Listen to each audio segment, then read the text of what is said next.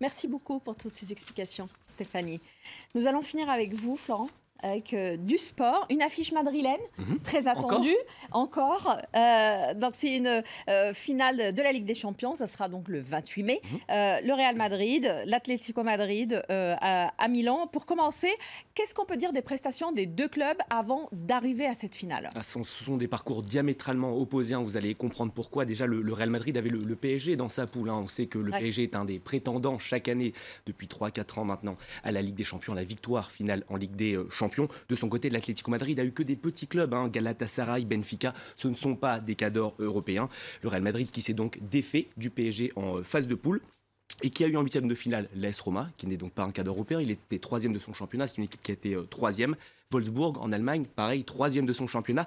Et Manchester City qui est actuellement cinquième de son championnat. Donc vous voyez que pas très très dur. Voilà, le parcours du Real Madrid finalement, arrivé en finale, c'est plutôt logique vu les adversaires que le Real Madrid a eu. On parlera bien évidemment de l'arrivée de Zinedine Zidane en plein milieu d'année, qui a évidemment changé la donne pour les Madrilènes du Real. Côté Atlético, je vous l'ai dit, le groupe a été plus facile. Mais derrière, le FC Barcelone en quart de finale et le Bayern surtout en demi-finale, qui sont tout simplement bien les deux prétendants chaque année avec le Real Madrid à la victoire finale en Ligue des Champions. Un homme a joué un rôle très important, vous savez, dans cette qualification. C'est Antoine Griezmann, le Français de 25 ans, qui s'est révélé cette année sur le plan européen. 2 buts contre le FC Barcelone, 1 but face au Bayern Munich qui envoie son équipe en finale. Donc voilà, une qualification moins logique pour l'Atlético Madrid qui a dû lutter sur le terrain pour l'obtenir. Mais en tout cas, cette finale, on dit peut-être lance sur le football espagnol de manière générale. Alors c'est un constat assez limpide depuis 3 ans. Toutes les Coupes d'Europe sont tombées dans l'escarcelle des clubs espagnols. Les 3 dernières Ligue Europa sont tombées dans l'escarcelle du FC Séville. Sa victoire remonte à mercredi dernier face à Liverpool. En 2014, c'est le Real Madrid qui a gagné la Ligue des Champions. En 2015, c'est le Barcelone. Et en 2016, ce sera soit le Real, soit l'Atlético. Donc une domination sans partage du football espagnol sur le continent européen. Voilà. En tout cas. Alors, Sergio Ramos a déclaré après le match face à la Corogne, après le match de Milan face à l'Atlético Madrid, on sortira soit par la grande porte, soit par l'infirmerie. C'est quand même pas mal. L'équipe de Zidane ressent effectivement beaucoup de pression aujourd'hui? Jouer contre le rival de l'Atlético, c'est toujours évidemment une pression importante pour ce club. Pourquoi ces propos de Sergio Ramos? Eh bien, voilà, tout d'abord, c'est un derby. Et deuxièmement, ça fait référence au style de jeu de l'Atlético Madrid. Vous savez, c'est un jeu rugueux, basé sur les duels, la combativité, l'agressivité, parfois même à la limite avec des coups qui n'ont pas toujours reçu des cartons rouges. C'est une opposition de style, bien sûr, entre ces deux équipes. Une équipe qui joue plus au football, on pense au Real Madrid avec un jeu plus léché, fait de passes, avec un jeu évidemment plus défensif côté Atlético et qui correspond bien à l'entraîneur Diego Simeone, vous savez, l'Argentin, qui jouait d'ailleurs dans ce club de l'Atlético quand il était joueur. Zidane en face a joué aussi pour le Real Madrid et véritablement l'équipe a son ADN de joueur, c'est-à-dire très agressif, très combatif sur le terrain. Alors, vous parlez de Zidane. Il est arrivé effectivement dernièrement à la tête du Real. Quel janvier.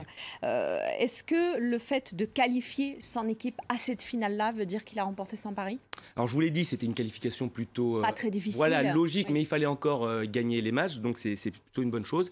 La chose à noter sur Zinedine Zidane, eh bien, c'est son arrivée en Liga. Quand il est arrivé, il avait 12 points de retard sur le FC Barcelone. La semaine dernière, le championnat s'est terminé et il n'a perdu que d'un seul petit point. Donc, on peut estimer qu'il a fait une belle remontée. Il a été élu d'ailleurs hier entraîneur du mois d'avril en Liga avec 6 matchs et 6 victoires. Donc on constate que Zinedine Zidane prend un peu d'épaisseur dans son rôle d'entraîneur.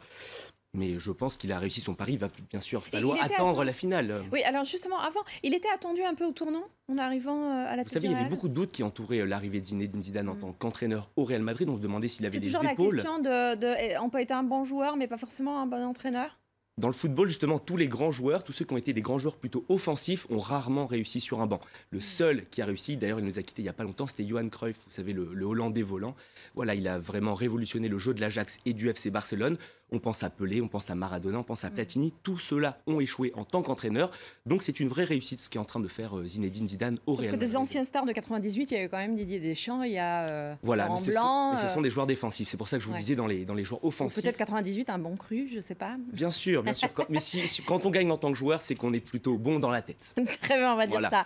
Alors, nous vivons ici quand même le remake de la finale de 2014 entre les deux clubs de la capitale espagnole. Quelles sont les chances aujourd'hui réellement des deux clubs? Alors, on a parlé tout à l'heure de comment ils sont arrivés tous les deux jusqu'ici. Mais bon, alors, avant de parler pronostic réellement, mais c'est quoi les points forts de chacun à la limite? Les points forts, je vous l'ai dit, c'est côté Atlético, certainement une défense à toute épreuve. Vraiment une équipe, c'est une vraie équipe. Voilà, chaque joueur joue pour son partenaire. Ils font les déplacements ensemble. Côté Real Madrid, on va dire que c'est plus une équipe de stars. Vous savez, Cristiano Ronaldo, Bale, Benzema qui va peut-être pas jouer parce qu'il est un petit peu blessé en ce moment. C'est une opposition de style et peut-être même une opposition de statut du club dans la ville. On sait que les Colchoneros de l'Atlético Madrid sont le club un peu populaire, la base populaire de Madrid, alors que évidemment le Real... On a une équipe people, quoi. Voilà, c'est un peu l'élite. C'est comme en Argentine, Boca, River Plate, on en reparlera peut-être une autre fois. Voilà, un club populaire et un club plutôt élitiste, dirons-nous, de manière caricaturale. Une lutte des classes, en fait. La lutte des classes sur un terrain de football, vous avez tout compris. Alors, un pronostic quand même? On se souvient du match incroyable qu'il y avait eu en 2014 avec une égalisation pour le Real Madrid dans les arrêts de jeu. Je pense une victoire du Real Madrid, peut-être 2-1. On va voir si ça se vérifie cette fois-ci. L'année dernière, je vous avais donné un pronostic pour Barcelone-Juventus, mais j'ai m'étais trompé. Alors, cette année, ça marche. Là, vous le sentez quand même un peu mieux. Je le sens un peu mieux. Merci beaucoup. Merci beaucoup, Stéphanie, encore une fois. Merci, Florent. Merci à vous, surtout, donc, n'oubliez pas de suivre ce grand match, ce derby le 28 mai. Et ça sera au Stadio San Siro de Milan, l'Atlético face au Real. Merci à vous de nous avoir suivis pour ce nouveau numéro de Demain à la Une. J'ai eu le plaisir de vous retrouver. Je vous retrouve encore une fois la semaine prochaine à la même heure, toujours sur France 24. Et en attendant, n'oubliez pas que l'avenir n'est qu'un présent qui s'ignore. Bon week-end.